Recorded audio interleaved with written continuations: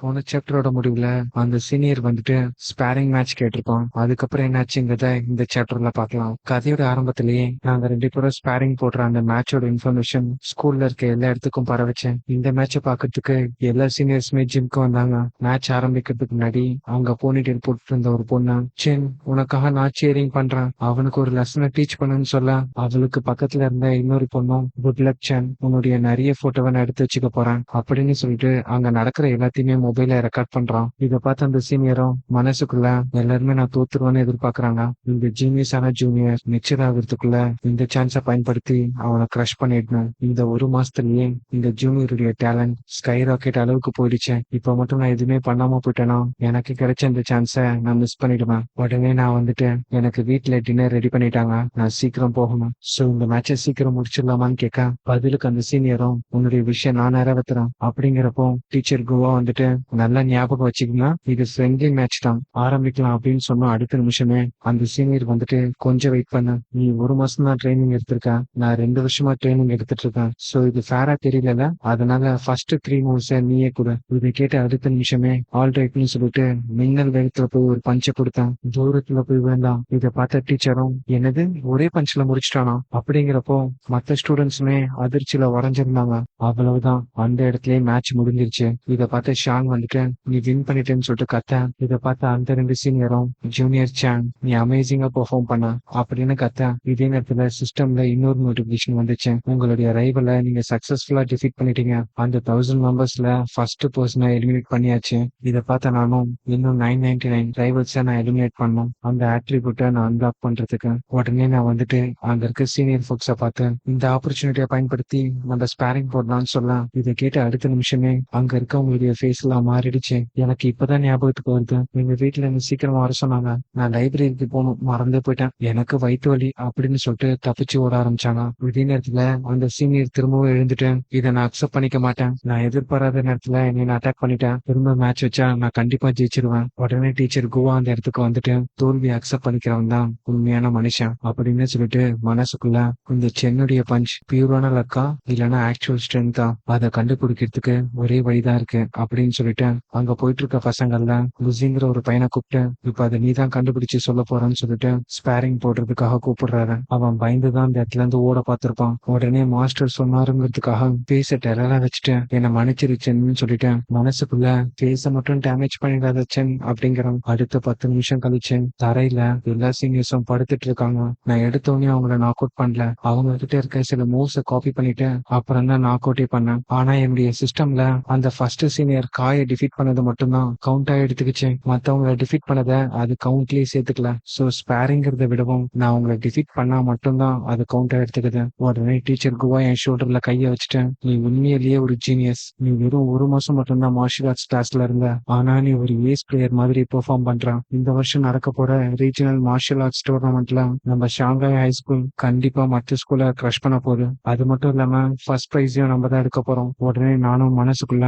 அவர் சொல்றது கரெக்ட் தான், இந்த மார்ஷியல் ஆர்ட்ஸ் டூர்னமெண்ட் தான் எனக்கு பெர்ஃபெக்டான சான்ஸ் நிறைய பேரை டிஃபீட் பண்றதுக்கு. நான் எந்த அளவுக்கு காம்படிஷன்ல எல்லாரையும் டிஃபீட் பண்றேனோ அந்த அளவுக்கு என்னுடைய ப்ராக்ரஸ் கவுண்ட் இன்க்ரீஸ் ஆகும். அப்பதான் திடீர்னு தூரத்துல இருந்து காய் கத்தணும், ஹே சேன் என்னுடைய லாஸை நான் அக்செப்ட் பண்ணிக்கிறேன், இதுக்கப்புறம் நீ என் தலைமையில ஏறினா கூட நான் உன்னை ஒன்னும் கேட்க போறது இல்ல. அப்படியே அந்த நாளும் அங்க முடிய அடுத்த நாள் காலையில ஷான் வந்துட்டு என் கூட சேர்ந்து பயிற்சி எடுக்க ஆரம்பிச்சான். டெய்லி 3000 மீட்டர்ஸ் ஓட ஆரம்பிச்சான். அதுக்கு அடுத்த 1 மணி நேரத்துக்கு மார்ஷியல் ஆர்ட்ஸ் டெக்னிக்கா பிராக்டிஸ் பண்ணோம். கடைசியா ஹேண்ட் டு ஹேண்ட் காம்பேக்ட் ஸ்கில்ல இம்ப்ரூவ் பண்ணோம். அதுக்கப்புறம் எங்களுடைய ஸ்ட்ரென்த்தை இன்க்ரீஸ் பண்றதுக்கு சிட்அப்ஸும் புஷ்அப்ஸும் பண்ணோம். அதுக்கப்புறம் வரப்போற அந்த மார்ஷியல் ஆர்ட்ஸ் காம்படிஷனுக்காக என்னுடைய ட்ரைனிங்க இன்னும் டபுள் மடங்கு இன்க்ரீஸ் பண்ண அந்த நேச்சுரல் செலக்ஷன் ஆட்ரிபியூட்டை அன்லாக் பண்றதுக்காக என்னால என்ன முடியுமோ அது எல்லாத்தையுமே நான் ட்ரை பண்ணேன். அப்படியே 1 மாசம் போச்சு. அந்த டோர்னமெண்ட்டுக்கான நாளும் வந்துச்சு. இதோட இந்த சாப்டர் இங்க முடியுது. அடுத்த சாப்டரோட ஆரம்பத்திலேயே அந்த மார்ஷியல் ஆர்ட்ஸ் டோர்னமெண்ட்டுடைய லீக் ஸ்டார்ட் ஆச்சு. நிறைய பேர் இந்த லீகை பார்க்க வந்திருந்தாங்க.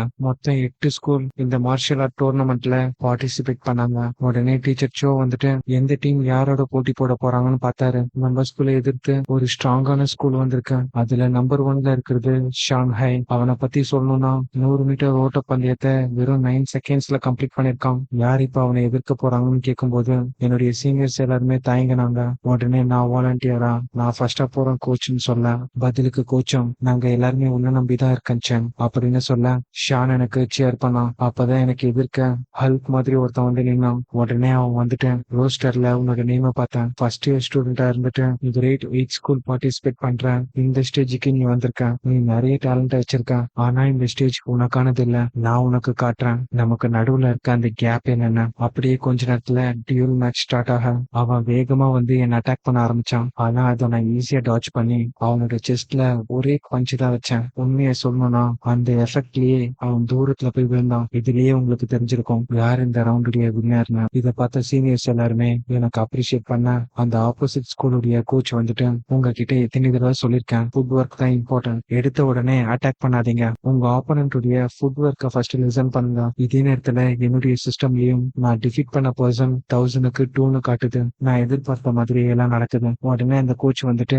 ஃபெங் நீதான் அடுத்த, உன்னால எவ்வளவு சீக்கிரம் முடியுமோ அவ்வளவு சீக்கிரத்துல அந்த ஃபர்ஸ்ட் இயர் ஸ்டூடெண்ட்டை நீ கிரஷ் பண்ணணும். பதிலுக்கு அவனும் எஸ் கோச்னு சொல்லிட்டு ஸ்டேஜுக்கு வர மேட்ச் ஸ்டார்ட் ஆன அடுத்த நிமிஷமே என்னுடைய ஃபேஸை நோக்கி ஒரு கிக்க லான்ச் பண்ணான். ஆனா நான் அதை ஈஸியா டாச் பண்ணி இவனுக்கு ஒரு ஃபிஸ்ட் பஞ்ச வச்சேன். அடுத்த நிமிஷமே இவனும் நாக் அவுட். உடனே அந்த இடத்துக்கு வந்த டீம் ஸ்ட்ரக்சர்ல அவனை கூட்டிட்டு போக அந்த கோச் வந்துட்டு, அவனுக்கு தலையில அடிபட்டு இருக்கு, ஃபர்ஸ்ட் ஸ்கேன் எடுக்க சொல்லுங்க அப்படின்னு சொல்லி அனுப்பி வைக்கிறாரு. இதை பார்த்து அங்க இருந்த ஆடியன்ஸ் எல்லாருமே, என்ன நடக்குதுங்க, சாங்காய் ஸ்கூல்ல சேர்ந்தவங்க ரொம்ப லக்கியா இருக்காங்க. இதை கேட்ட அந்த கோச்சும், இல்ல கண்டிப்பா இது லக் இல்ல, இந்த ஃபர்ஸ்ட் இயரை சேர்ந்த ஸ்டூடெண்ட் உண்மையாலேயே ஸ்ட்ராங் தான், இவனை நான் டீல் பண்ணிதான் ஆகணும். உடனே அங்க இருந்த ஃபேய கூப்பிட்டு, அடுத்து நீ தான் போக போற, டிஃபென்ஸ்ல போக்கஸ் பண்ணு, அஃபென்ஸ்ல இறங்காத, இந்த மேட்ச்ல கண்டிப்பா நீ தோக்க கூடாது. பதிலுக்கு அவனும் கேஷுவலா, நீங்க கவலைப்படாதீங்க கோச், கண்டிப்பா இந்த மேட்ச்ல நான் தான் வின் பண்ணுவேன் அப்படின்னு சொல்லிட்டு மனசுக்குள்ள, இந்த சென் வந்துட்டு பிசிக்கலா ஸ்ட்ராங்லாம் கிடையாது, அவன் கொஞ்சம் ஸ்பீடா இருக்கான், அதுக்கப்புறம் கொஞ்சம் ட்ரிக்ஸை பயன்படுத்தி வின் பண்ணிடுறான். நான் 100 மீட்டர் ஓட்ட பந்தயத்தை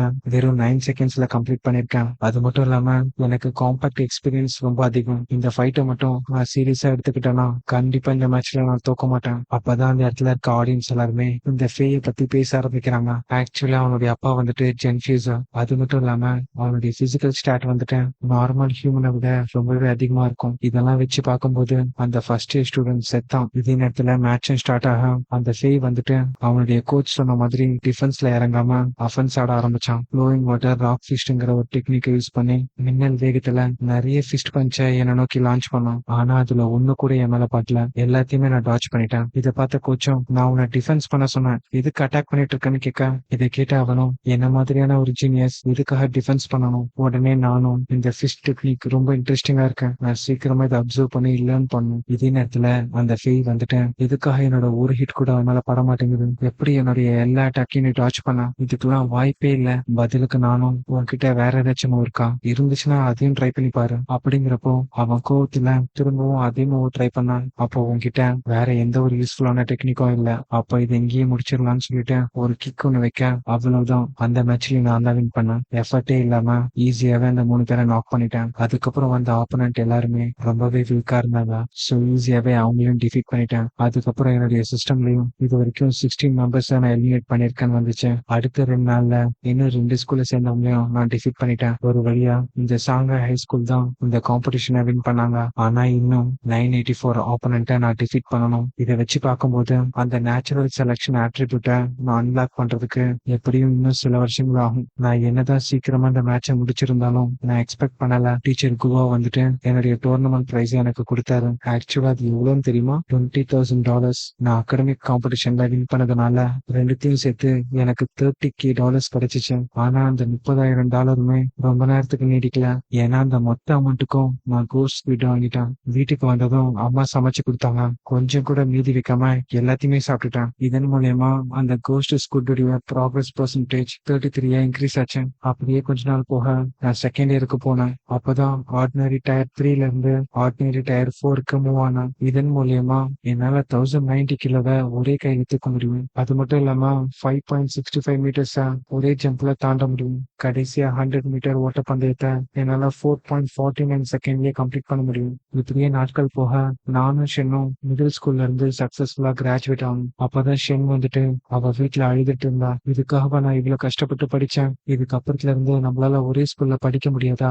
அப்படி என்ன ஆச்சுன்னு பாத்தீங்கன்னா, இப்பதான் என்ட்ரன்ஸ் எக்ஸாம் உடைய ரிசல்ட் வந்துச்சு. நான் வந்துட்டு மார்ஷியல் ஆர்ட்ஸ்லயும் சரி லைப்ரல் ஆர்ட்ஸ்லயும் சரி டிஸ்ட்ரிக்ட் ஃபர்ஸ்டா வந்திருந்தேன். ஆனா ஷான் வந்துட்டு அகாடமிக்ல நல்லா பெர்ஃபார்ம் பண்ணியிருந்தா. ஆனா மார்ஷியல் ஆர்ட்ஸ்ல அவளால கட் ஆஃப் ரீச் பண்ண முடியல. பதிலுக்கு நானும், நீ கவலைப்படாத, பிரின்சிபல் என்னோட வீட்டுக்கு விசிட் பண்றேன்னு சொல்லியிருக்காங்க, நீயும் என் கூட வா அப்படின்னு கூப்பிட, பதிலுக்கு ஷானும், பிரின்சிபல் உங்ககிட்ட வந்து மார்ஷல் ஆர்ட்ஸ் கிளாஸ்ல ஸ்டே பண்ணுன்னு சொல்லி கேட்பாங்க, அதுக்கு எதுக்கு நான் வரணும்? பதிலுக்கு நானும், நீ கவலைப்படாத, நான் ஒரு கண்டிஷனை பிரின்சிபல் கிட்ட வைக்க போறேன், அதை அவங்க அக்செப்ட் பண்ணாங்கன்னா நான் சாங்காய் ஸ்கூல்ல இருப்பேன், அது வேற எதுவுமே இல்ல, நீ என்னுடைய கிளாஸ்மேட்டா இருக்கணும் அப்படின்னு சொல்லிட்டு அவ கையை பிடிச்சி கூட்டிட்டு போக, இங்கே இந்த சாப்டர் முடியுது. அடுத்தடுத்த சாப்டர் பாக்குறதுக்கு இந்த வீடியோக்கு ஒரு லைக்கை போட்டு நம்ம சேனலை சப்ஸ்கிரைப் பண்ணி வச்சுக்கோங்க. அடுத்த சாப்டர்ல உங்களை சந்திக்கிறேன்.